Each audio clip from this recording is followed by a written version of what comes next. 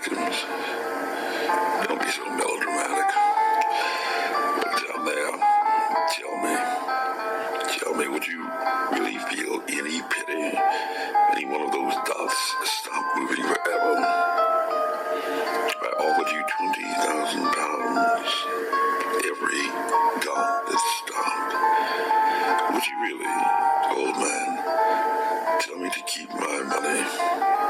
Would you calculate exactly how many dots you could afford to spare? Free of income tax. Free of income tax, old man. Free of income tax is the only way you can save money nowadays. Have you ever been to Vienna? If you are traveling at least in Eastern Europe, you won't even see the name on the destination sign at the boarding gate to the airport, but rather Vienna. W-I-E-N. But that was where we were as a family back in the summer of 1975, running about looking for sewers to scramble through. In my imagination, I was Harry Lyman. We have been portrayed by the American actor Orson Welles in what in 1949 became one of the greatest British noir classic thrillers ever made. Harry Lyman was fleeing from Major Calloway, portrayed by the British actor Trevor Howard, on his way to the final confrontation with the hack writer of westerns Holly Martins, portrayed by a member of the Orson Welles ensemble cast, and his co-star in the American film classic Citizen Kane, the American actor Joseph Cotten. Very often attempting to sound like intellectuals, people often say that the book was much better than the movie. But in this instance, the expressionist cinematography with the distorted Dutch angle camera techniques directed by Robert Casca, with the iconic "This Is Score" by Anton Karas, began with a novella written by the American writer Graham Greene, with the idea for the film already in mind. Greene already had the movie deal in hand before he ever wrote one single word of his book. It would become a pretty good movie. All pre-planned to perfection. A story about a gentleman named Harry Lyman, was a childhood friend of Holly Martins, who had invited Martins to come meet him in the post-war city of Vienna for a business venture, only to learn in the early moments of the film that Lyman had already been killed, tragically, in an accident involving an automobile struck down while crossing a street, and a series of new acquaintances, including the scholarly Mr. Cravens, the military police officer Major Calloway, the mysterious foreign friend of Lyme Popescu, and Lyme's former girlfriend, Anna Schmidt. Holly Martins begins an adventure discovering the hidden life of his friend Harry Lyme, who he had known for over 20 years, as he chases conflicting reports about the number of men who had dragged him from the street to the sidewalk. The mysterious third man who had just suddenly disappeared, apparently, working its way to a final conclusion when Harry Lyme and his childhood friend Holly Martins meet again. Nobody thinks in terms of human beings. Governments don't. Why should we? They talk about people and the proletariat. And talk about the suckers and the mugs. It's the same thing. They have their 5-year plans, and so have I. You used to believe in God. Oh, I still do believe in God, old man. I believe in God and mercy and all of that. But the dead are happy I did. They don't bitch much of you. Poor devils. Hello, my name is Major Mike Webb, and at least according to local press accounts, my life, or my colorful imagination of my life, has been inspired by the movies I have seen. But most can agree for over 2 years there has been what we call a pandemic. And some, in far fewer numbers, have suggested that it had been planned.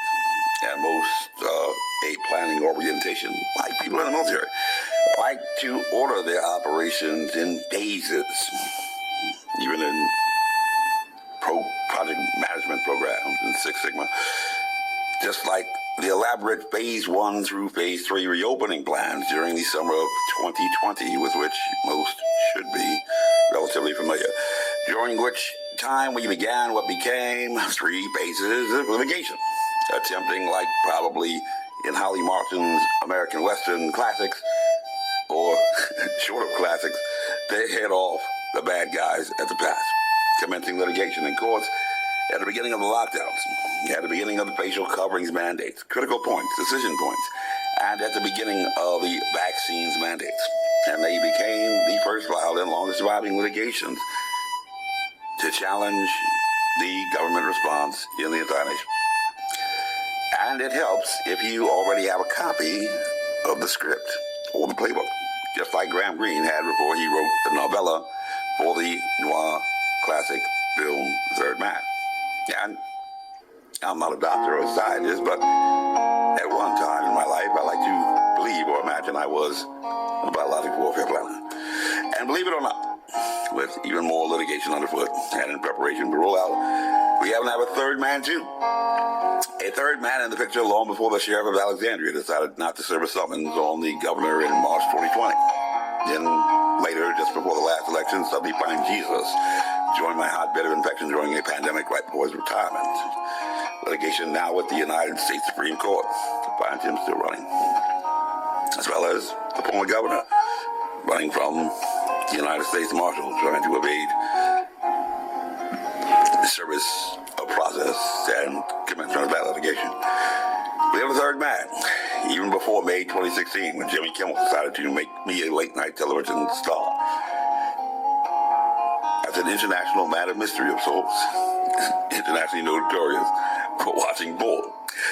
We have a third man, hidden in the shadows, bathed in an enigma, and residing deep inside a puzzle palace, whose purpose now is only beginning to be realized, and whose identity we have now presented a FOIA to obtain from the Defense Intelligence Agency, or DIA, to finally get the identity of this third man, who just seemed to disappear, apparently.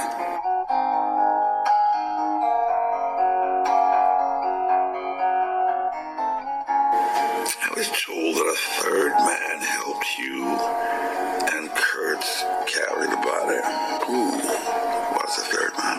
Who was the third man? Who was the third man? Under the rules of FOIA, his name or her name is hidden, not by reason of privacy concerned under Exemption 6, but rather under Exemption 3. Not disclosable because of a specific statute that says that he or she shall remain anonymous. And when you work in national security and intelligence, you know that if you don't have a need to know, that is simply the way that it is. However, that is not impervious to penetration. And we will expect to be in court to ensure that his or her immunity suffers a breakthrough infection, diplomatic immunity or not. And there is a very simple rule of law in operation to assure that right. A rule with which most in the military are at least remotely familiar from the Cali case that had been handed down during the court-martial after the My Lai massacre in Vietnam. An order requiring the performance of military duty may be inferred to be legal. An act performed manifestly beyond the scope of authority or pursuant to an order that a man of ordinary sense and understanding would know to be illegal, or in the wanton manner in the discharge of a lawful duty is not. The acts of a subordinate done in compliance with an unlawful order given him by his superior are excused and impose no criminal liability upon him unless the superior's order is one of which a man of ordinary sense and understanding would, under the circumstances, know to be unlawful, or if the order in question is actually known to the accused to be unlawful.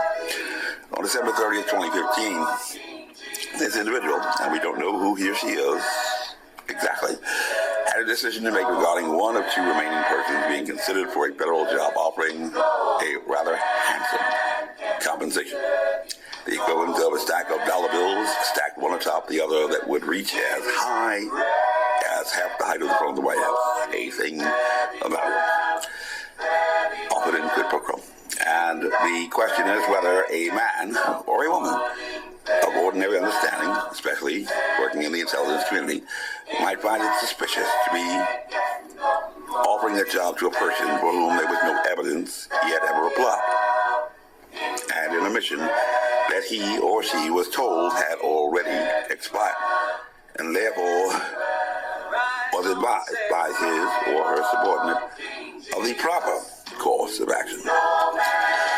If a new employee were to be hired, the former requisition would have to be canceled, and a new federal job announcement would have to be published, rather than offering the job to a congressional candidate during a campaign just days before the deadline to enter a nomination convention.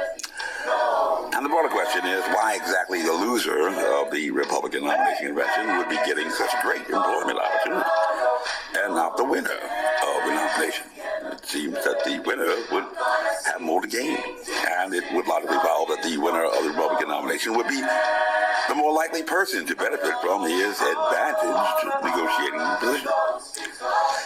The broader question is why, if not to affect the outcome of that election, a former biological warfare planner might be offered a lucrative job opportunity just before a pandemic was about to start. Or perhaps it was all just a huge coincidence, and you look like an intelligent person, but human choices have not served us well in the pandemic, and this virus isn't stupid. This briefing is unclassified, as you were. My name is Major Mike Reverend.